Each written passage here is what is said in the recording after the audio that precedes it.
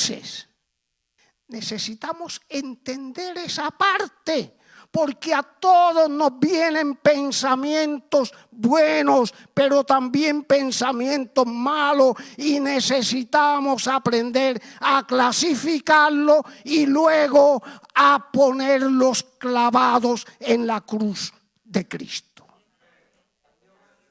Ponerlos bajo la sangre.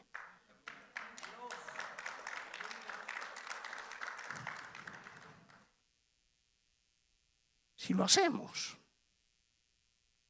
le garantizo que podemos tener matrimonios exitosos y resistentes. Pero es interesante porque tenemos el cerebro límbico. Y el cerebro límbico, ahí está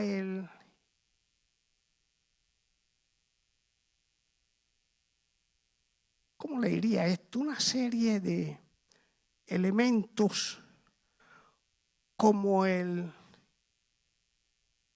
hipocampo del cerebro. Ahí es donde está el área del subconsciente, donde se acumulan los pensamientos que le hemos dado significado o que hemos aceptado, que hemos recibido. Ahí es donde está esa parte del subconsciente que se convierte en una mente permanente, pero también en una mente automática.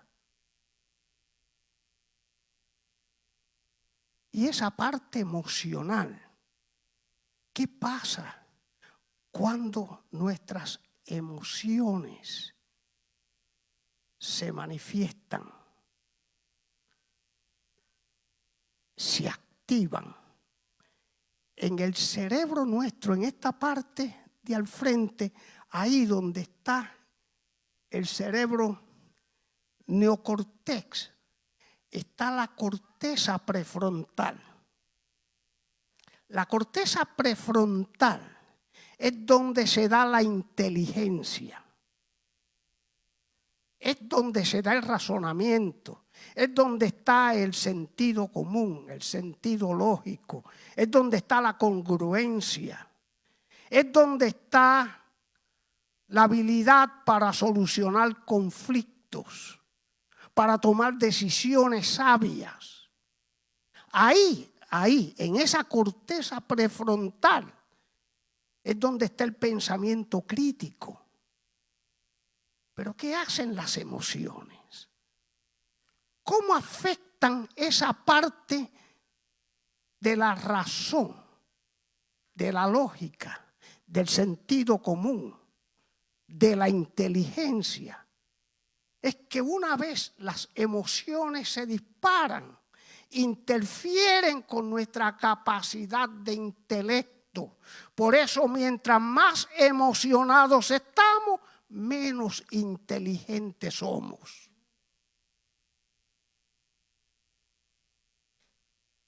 ¿Y cuántas veces nuestras emociones nos traicionan? Y cuando despertamos nos damos cuenta de la barbaridad que se ha cometido. Y luego decimos, ¿y cómo yo pude hacer eso?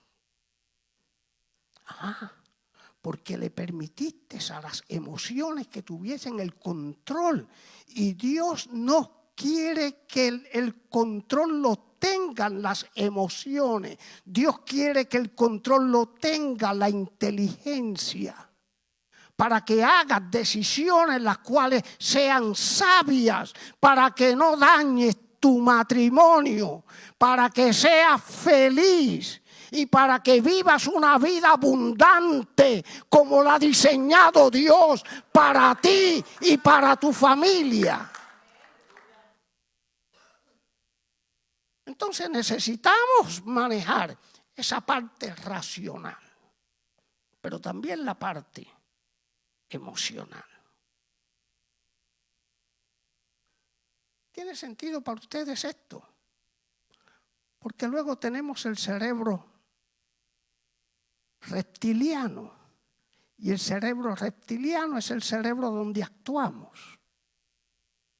Ahí se va del pensamiento activa las emociones. Las emociones lo que hacen es que activan la acción. Pensamos, sentimos, hacemos. ¿No creen ustedes que ese proceso es importante entenderlo? A mí me encantaría tener el resto del día para trabajarlo con ustedes, pero no lo vamos a hacer porque tenemos mucho trabajo para hacer. Pero si esto ustedes lo atesoran, van a tener matrimonios resistentes. Van a poder identificar el pensamiento cuando viene la tentación, porque las tentaciones vienen a la mente. ¿Cierto o no? Y si no sabemos cómo manejarlas, activan el cerebro límbico, el cerebro emocional. Y el cerebro emocional, una vez que esté activado, lo lleva a la acción. Y ahí es donde se da el pecado. Ahí es donde violamos. Ahí es donde ponemos en riesgo nuestro matrimonio, nuestra felicidad. Y eso significa que en vez de haber escogido el pensamiento que viene de Dios, hemos escogido la tentación que viene del mal. ¿Tiene sentido esto para ustedes?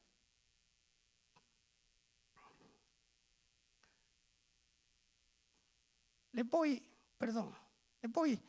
a dar pero el señor Secchi era un neurobiólogo británico que se especializó más bien en los efectos que produce el cerebro en el área afectiva.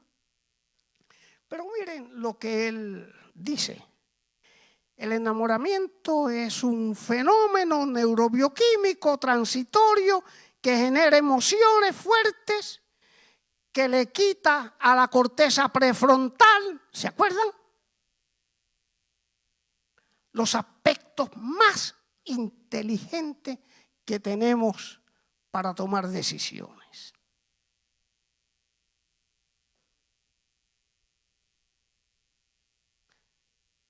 ¿Qué tal si contemplamos un momentito el árbol de las memorias?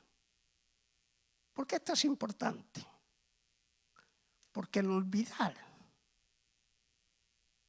puede causar fracaso. Hay cosas que necesitamos olvidar y hay cosas que necesitamos mantener.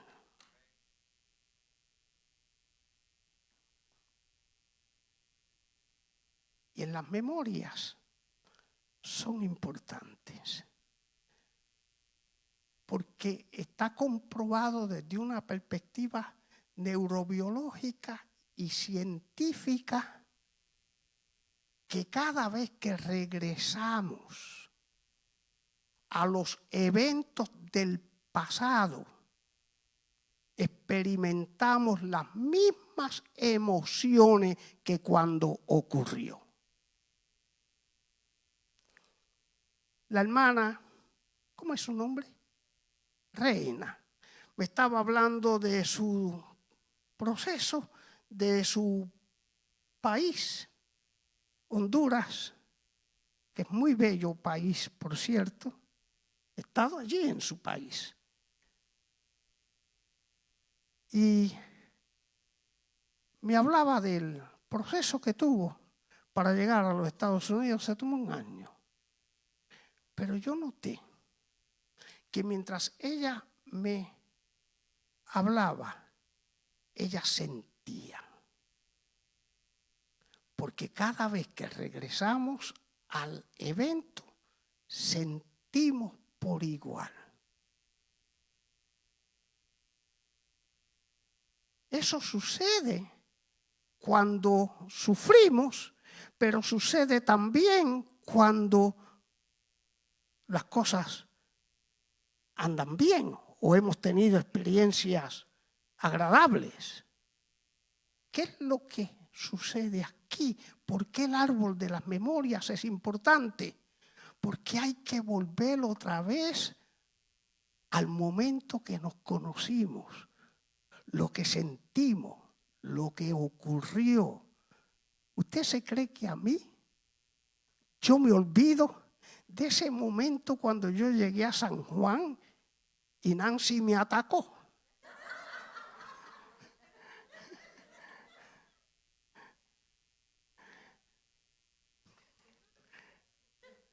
My apology, Nancy.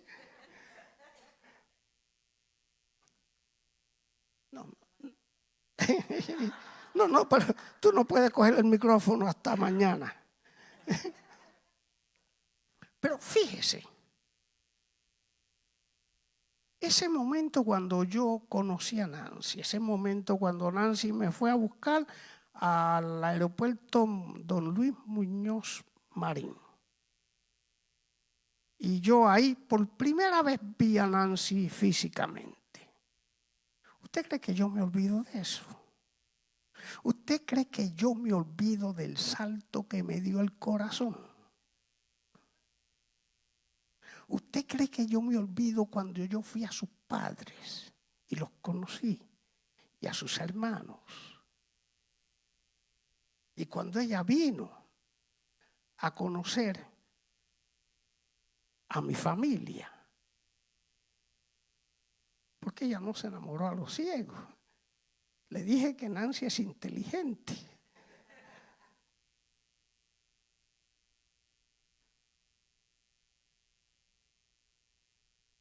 ¿Qué pasa si nos olvidamos? Entonces no nos emocionamos.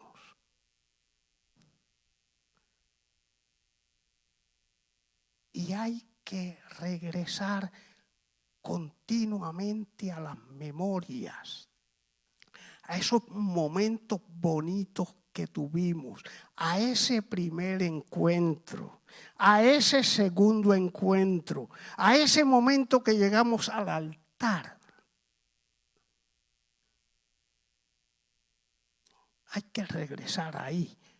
Olvidarse es un grave error. Y hemos pasado por mucho juntos, pero no nos podemos olvidar de eso, de ese momento, porque ese es el momento que nos mantiene vivos en el amor.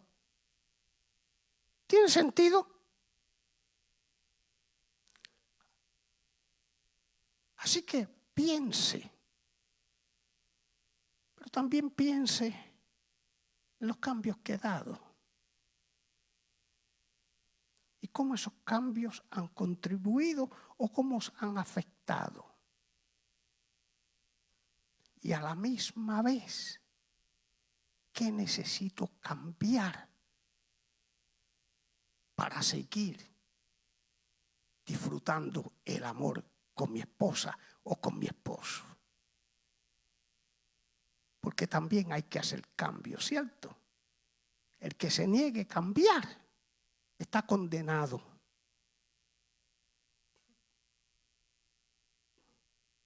¿Sí? You cannot be okay without changing. Y los cambios a veces son difíciles porque andamos fugados de nuestra propia realidad. Utilizamos mecanismos psicológicos defensivos para andar fugados de lo que somos y lo que sucede. Y no queremos enfrentarlo. Pero lo que no se enfrenta no se transforma. Y necesitamos pensar también en eso, porque eso nos roba el potencial de nuestro presente, pero también de nuestro futuro. Y yo no solamente me casé con Nancy para un tiempo, yo me casé con Nancy para siempre. Están así. que si yo me muero primero me la llevo.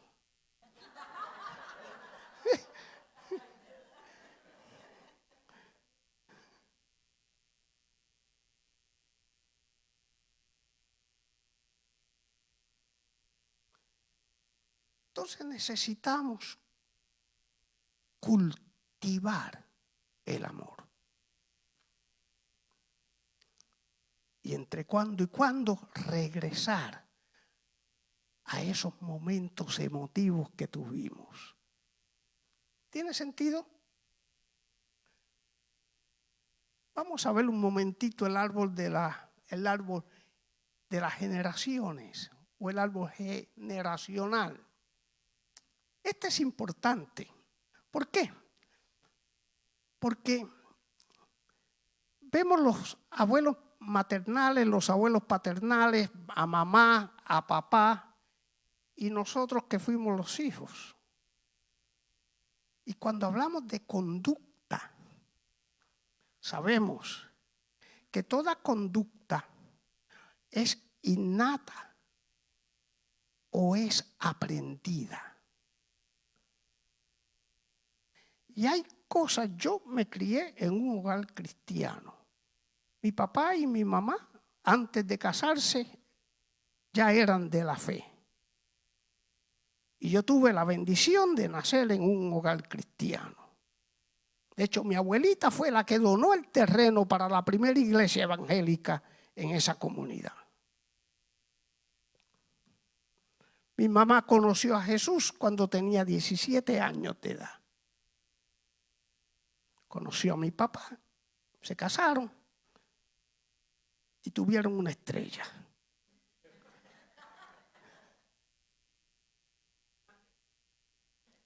Y hoy mi autoestima está baja, ¿no?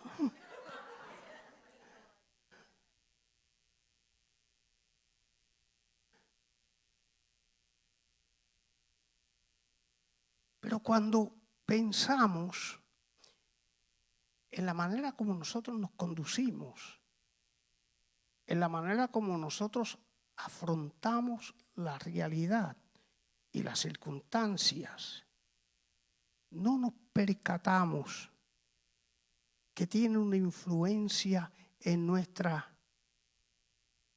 árbol generacional, en papá, en mamá y en los abuelos. Y hay cosas que a mí me fascinaban de mi padre. Papi era un hombre muy adelantado a su tiempo. Papi era un hombre con unos sentimientos bellísimos, preciosos. Yo tengo 2 hermanos y una hermana. Y yo recuerdo cuando los 2 hermanos mayores que yo hicieron algo y papi lo supo en la comunidad. Y era día de ir al templo, de ir a la iglesia.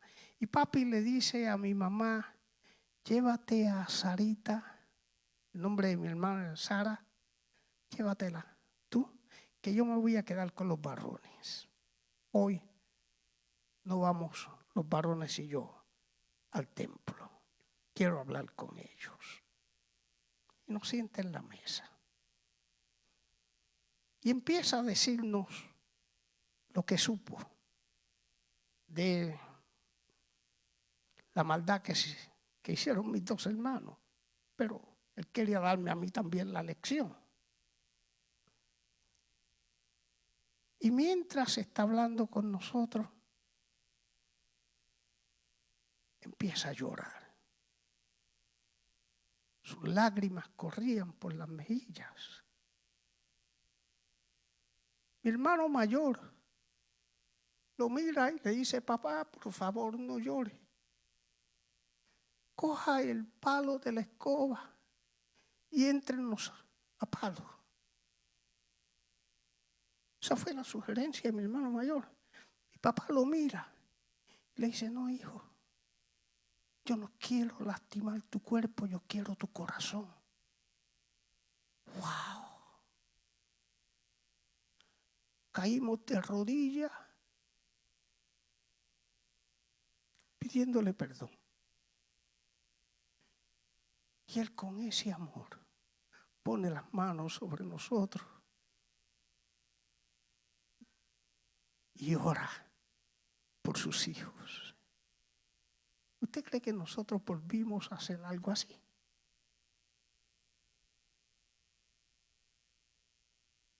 Yo tuve un padre que fue un ejemplo. Y cada día bendigo a Dios por él. Pero eso no significa que era perfecto. Pero hay cosas que entonces yo heredé de mi padre, porque la conducta no solamente es innata, la conducta también es aprendida. Y tenemos que preguntarnos, ¿qué aprendí en mi casa natal? ¿Qué me transmitieron a mí en herencia mis padres? En esa herencia genética. Y déjeme decirle que todo lo genético puede ser modificado. Por eso hay lo que se conoce como la herencia genética y la herencia ambiental. Significa que el medio ambiente puede estimular lo genético o puede modificar lo genético. Por eso, el ambiente de nuestra casa puede determinar lo que van a hacer sus hijos. Importante, ¿no? Vemos dos gemelos. Estos dos gemelos estuvieron en un estudio del campo de la neurociencia cognitiva, del pensamiento, cómo se manifiesta la conducta. Venían de un padre alcohólico. Ese padre lastimaba a esos niños y lastimaba también la madre de esos niños. El Estado intervino. Le dieron alternativas y le dicen que necesitaban coger un tratamiento. Se negaron. Y el Estado removió los niños. Les dijeron, para reunificar la familia necesitan entonces entrar en un proceso de tratamiento. Se negaron y dieron los niños a adopción. Los dos gemelos.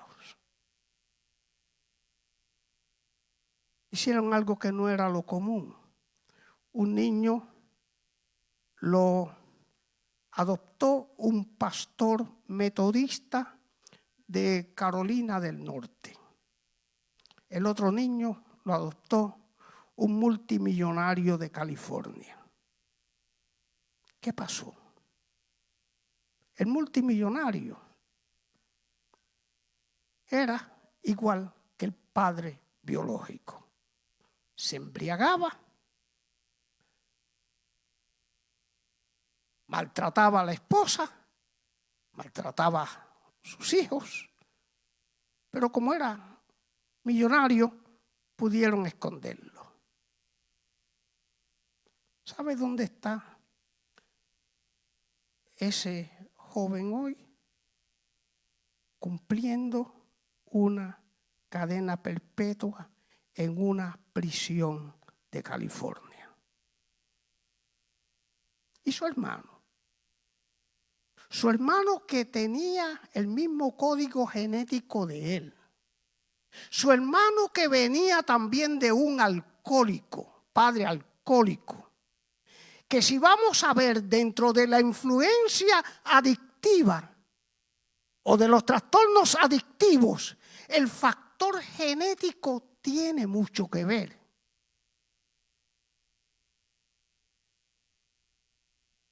Pero su hermano se crió en un hogar donde su padre era pastor. Le transmitió la fe, le transmitió los valores cristianos y en su hogar vio el ejemplo. Ese hombre, hermano de aquel que está preso, hoy es un congresista del Congreso de los Estados Unidos. ¿Cómo es así que se da una diferencia? Porque el medio ambiente puede transformar lo genético. Si eso es clínica y científicamente así, entonces, ¿qué no puede hacer el Evangelio?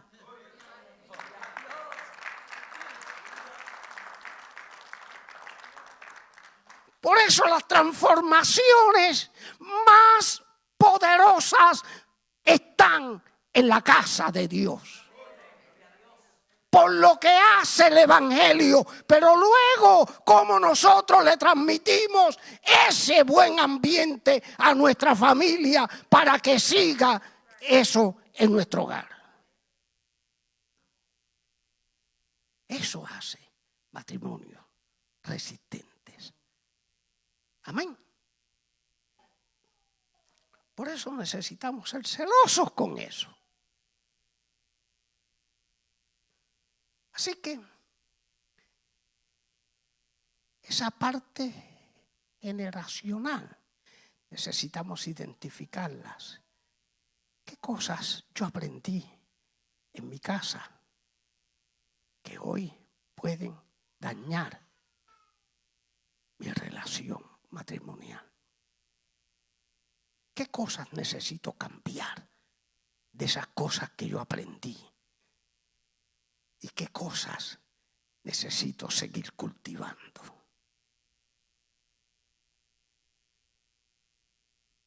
Y sobre todo, aprender a perdonarse por los errores que hemos cometido y no volverlos a cometer. Amén.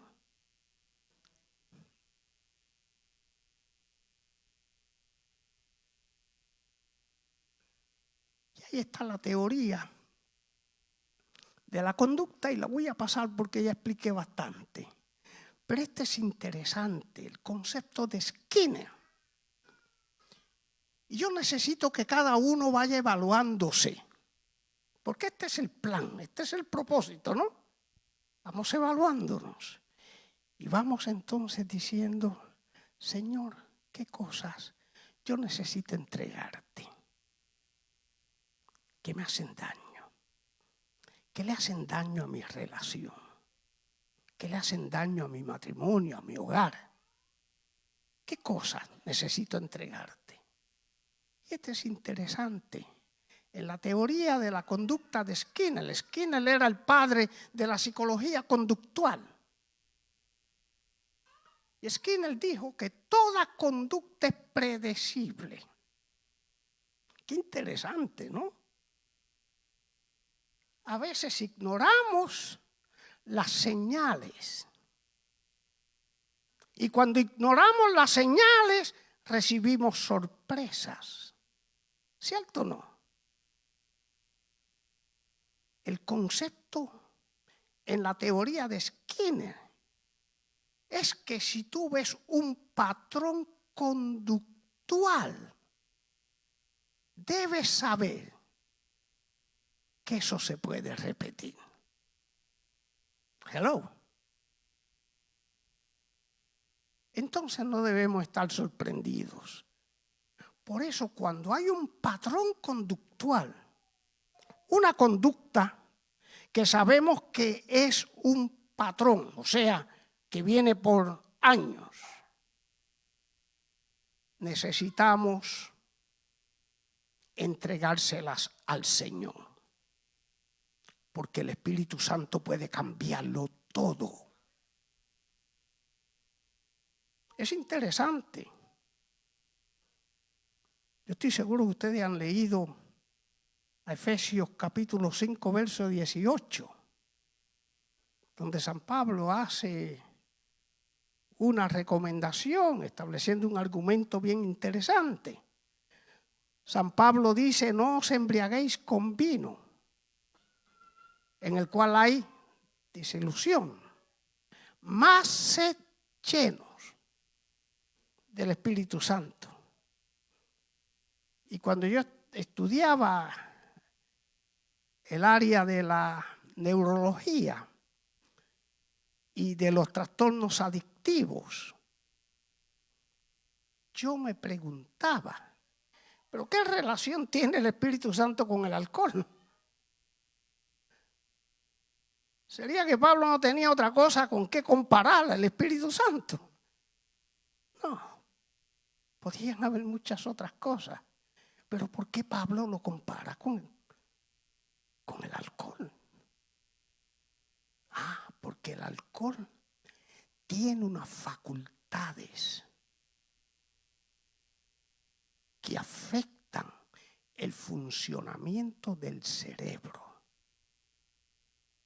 Cada vez que una persona consume alcohol, ya no es la misma persona.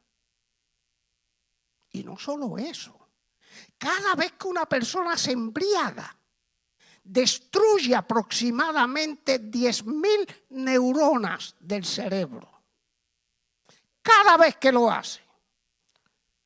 Por eso, gracias al Señor, que el Señor lo salvó, ¿no? Porque esas neuronas que mueren no vuelven a vivir. Pero hay áreas del cerebro que nacen nuevas neuronas y luego aquellas neuronas que quedan se van poniendo saludables y toman responsabilidad de las que ya no están. Así que tenemos bendición. Como Dios ha diseñado ese fenómeno es maravilloso.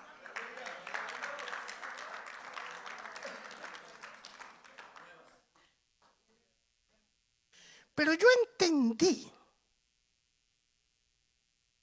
por qué Pablo hace esa comparación. Y es porque una de las facultades que tiene el alcohol es que controla la personalidad, afectando el funcionamiento del cerebro. Entonces ya no es la misma persona el que toma.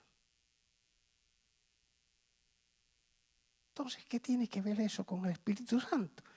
Pues Pablo está diciendo, antes te controlaba el alcohol, ahora deja que sea el Espíritu Santo el que te controle. ¿Y no creen ustedes que el Espíritu Santo tiene esa facultad de controlarnos, que nosotros tengamos una conducta que no es la que se ha predicho, sino la que el Señor ha cambiado? Porque toda conducta tiene una explicación, pero toda conducta también es modificable. Y si yo no la puedo cambiar, Dios puede hacerlo. Entonces, necesitamos entregarle a Dios todo lo que somos, incluyendo nuestro hogar, nuestro matrimonio. ¿Sí o no?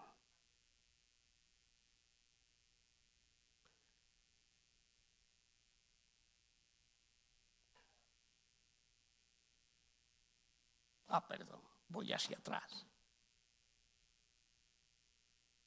El cerebro. ¿Cuántos lo trajeron?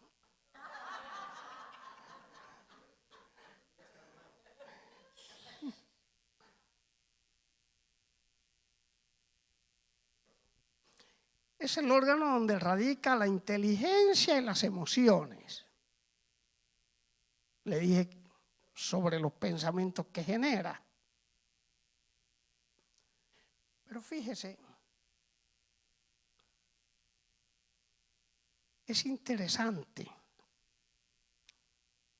porque no hay una computadora más grande en el universo que el cerebro humano.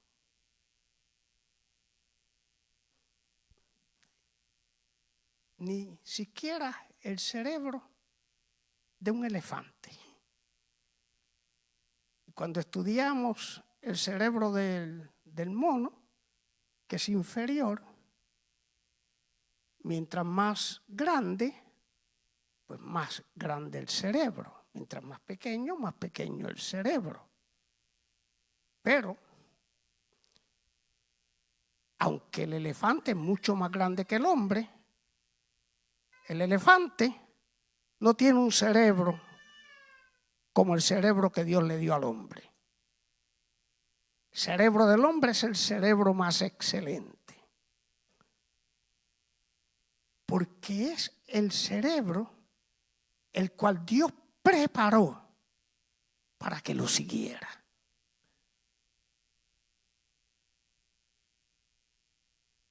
De hecho, para que un cerebro pueda hacer la labor de uno de nuestros cerebros, aunque no lo usemos tan excelentemente, necesita ser más grande que el Empire State Building de la ciudad de New York City. Y necesita todo el agua del río Mississippi todos los días para refrescarse. Qué bueno lo que Dios hizo con nosotros, ¿no? Y todavía hay gente que se atreven a decir, yo no puedo. Yo no puedo o yo no quiero. Porque todo lo que nos determinemos, con la ayuda de Dios, lo podemos lograr. Sí, Señor. Dios nos dio un cerebro que es una maravilla. Y mientras más desafiamos el cerebro, más se alimenta el cerebro y más se expanden las neuronas del cerebro.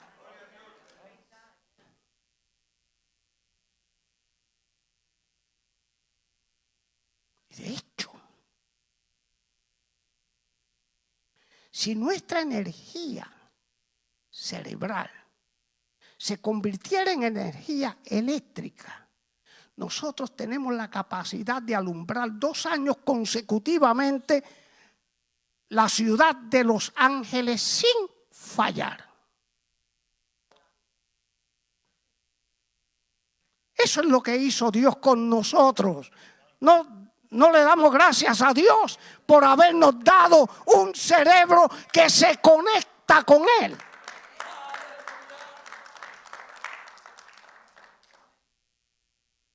Pero no solo eso. Hablamos eso desde una perspectiva neurobiológica. Pero nosotros tenemos mucho más que eso. Pablo dice, mas nosotros tenemos la mente de Cristo Jesús. Y si nuestro cerebro es tan maravilloso, ¿qué me dice usted del cerebro de Cristo?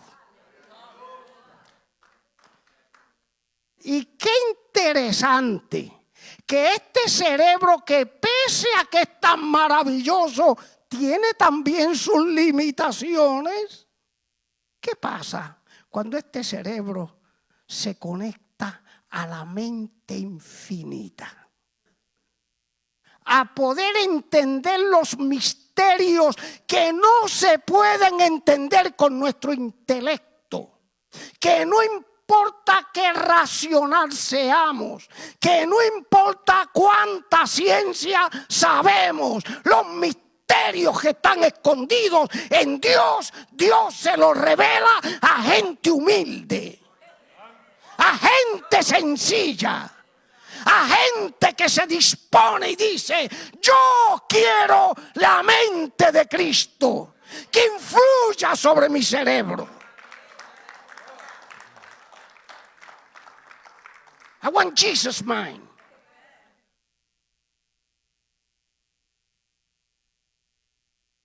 Es interesante. Yo practiqué muchos años aquí en el estado de la Florida.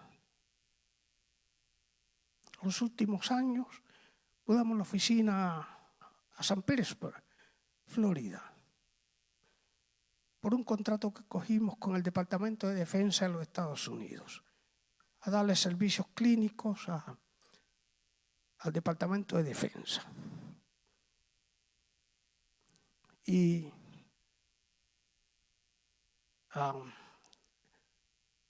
los oficiales del ejército que estaban en guerra en Irak y Afganistán. En la oficina había una línea directa de Afganistán y de Irak. Cuando habían crisis, para yo ayudarles a trabajarlas.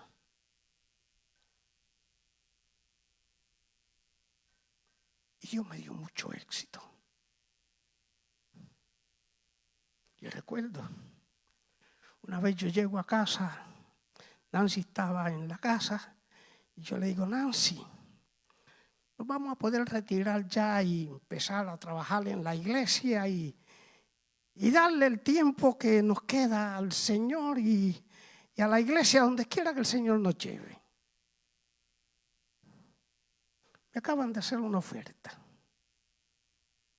Me van a dar $250,000 el gobierno federal si vamos a Irak 3 meses. Por 3 meses, $250,000. Le digo a Nancy: aquí no hay que pensarlo.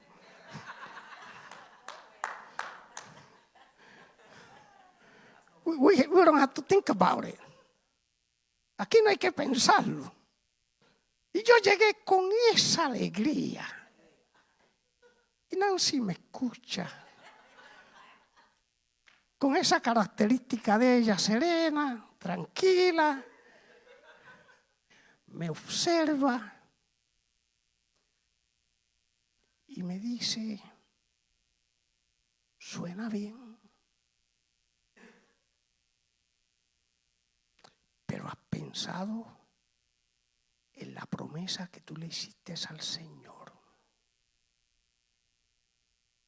Has pensado que tú le has dicho al Señor que quieres dedicar el resto de la vida que Él te dé a bendecir la iglesia donde quiera que te necesiten. ¿Has considerado eso? Porque en Irak te ofrecen toda protección, al igual que a ella, porque yo le pedí que tuvieran, ¿verdad?, todo el tiempo protegiéndola a ella.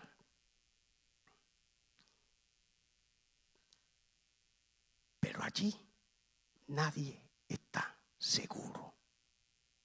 ¿Y qué tal si con toda seguridad que nos ofrecen tú pierdes la vida? ¿Dónde están esos que tú vas a bendecir? Me enfrió el alma.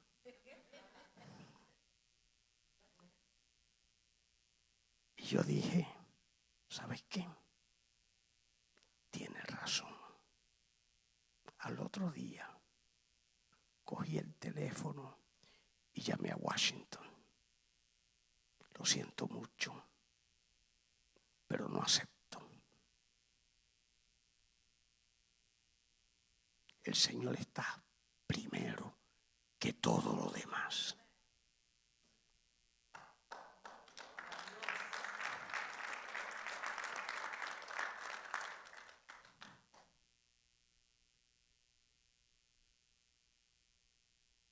Y qué interesante que pese a este equipaje que tenemos en esta parte que se conoce cerebro, que es El corazón y el cerebro lo más importante. Y el cerebro mismo funciona a través de órdenes que da el corazón, a través de órdenes que da el cerebro. Por eso en la neurología se establece la muerte clínica. Y la muerte clínica no significa que una persona ya no respira. Significa que el cerebro dejó de emitir ondas y ya se ha certificado muerte. Significa que es una cuestión de horas o de días que deje de respirar. Ya el cerebro no está funcionando, la vida termina. Interesante. Pero pese a todo, que es lo más importante en el cerebro, que estemos conectados a la mente de Cristo para que vayamos más allá de nuestro potencial intelectual. ¿Tiene sentido? Mi hogar funciona bien, no por causa de la capacidad de intelecto que yo tenga, no por causa de los conocimientos científicos y clínicos que tengo. No, funciona porque estoy conectado a la mente infinita, al que todo lo puede y todo lo sabe y nunca falla. Ahí está la victoria. Ahí está la victoria de tu hogar. Ahí está la victoria de tu casa. Ahí está la victoria de tus hijos. Ahí está la victoria de tu familia. Ahí está la victoria de tu empleo. Sí, ahí está. No podemos fallar en eso. Le hablé de la dopamina. Y la dopamina de por sí se da en el enamoramiento. Y si ustedes se dan cuenta, se dispara, sube. La dopamina es uno de los neurotransmisores del cerebro. Y es un químico bien importante. Pero, según sube, baja. ¿Qué pasa cuando baja si no hay amor? Ahí ya nos despegamos. Por eso esto es importante. Hay que cultivar el amor. Hay que cultivar la relación. Hay que entender que Dios le plació unirnos con un propósito. Que no es algo momentáneo y no es algo temporal. Y luego está la oxitocina. La oxitocina es la hormona del apego. Yo estoy bien apegado a Nancy. Nancy bien apegado a mí. De hecho, estábamos dando unos talleres en Ecuador, Nancy y yo, y nos cedieron, me hicieron una entrevista en televisión, ahí estaba el secretario de Justicia del Estado, del país, y él dijo, yo quiero escuchar la entrevista con el doctor, y se quedó. Y de ahí surgió un evento en el auditorio donde firmaron la Constitución del país. Un auditorio bien amplio, sentaba más de 1,000 personas. Y ahí dimos el taller en el auditorio. Pero ese taller lo dimos con el embajador de Israel. Yo di el primero, el embajador de Israel dio el segundo y después me tocó a mí el resto del día trabajarlo. Pero nos invitan a que vayamos 2 meses a la Universidad de Jerusalén a trabajar. Y yo le digo, bueno, la única requisito que yo tengo es que me tengan protección para Nancy. Cosa que Nancy pues pueda ir a un mall, pueda ver otras cosas y tenga el espacio, pero que tenga también la protección, porque a veces se dan allí casos muy difíciles. Y me dicen, no hay problema. Lo que usted pida se lo damos. Pero como al mes se forma un conflicto entre palestinos y los judíos. Y me llaman y me dicen, lo sentimos, pero necesitamos que usted venga solo, porque es muy peligroso como están las cosas para su esposa. Y me dicen, este es el único problemita que tenemos. Y yo le digo, pues no se preocupen, yo les resuelvo el problema. ¡Ay, qué agradable es usted! ¡Qué comprensivo! Y yo le digo, yo no voy. Le resolví el problema. ¿Cómo yo voy a estar 2 meses en Jerusalén y Nancy por acá solita? Cuando Nancy no duerme si yo no estoy. Y entonces la pobre va a tener un problema de apetito y se me pone muy delgadita y se afecta y se deprime. No. Mi primer ministerio es Nancy. Sí. Y ya nos fuimos. Y cuando ustedes estén preparados para tenerlo, pues entonces me avisan. Nunca he cogido un avión solo. Nunca me he quedado en un hotel que no esté Nancy. Nunca. Nunca lo he hecho. Nunca voy a comer con nadie que me invite que no esté Nancy.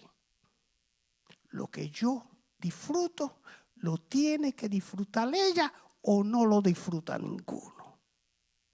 Ese es mi compromiso, porque ese es mi compromiso con Dios. Esa hormona del apego necesita estar activa, donde nos sintamos que no podemos estar el uno sin el otro. Y esa hormona se puede manipular, pero no debemos manipularla. Debemos de buscar que esa hormona siempre esté activa en nosotros para poder decir, Dios nos puso juntos con un propósito. Hagamos todo lo que podamos juntos, porque eso cultiva el amor. Amén. ¿Un break? ¿Cuándo? You tell me. It's okay if we take a break? Okay.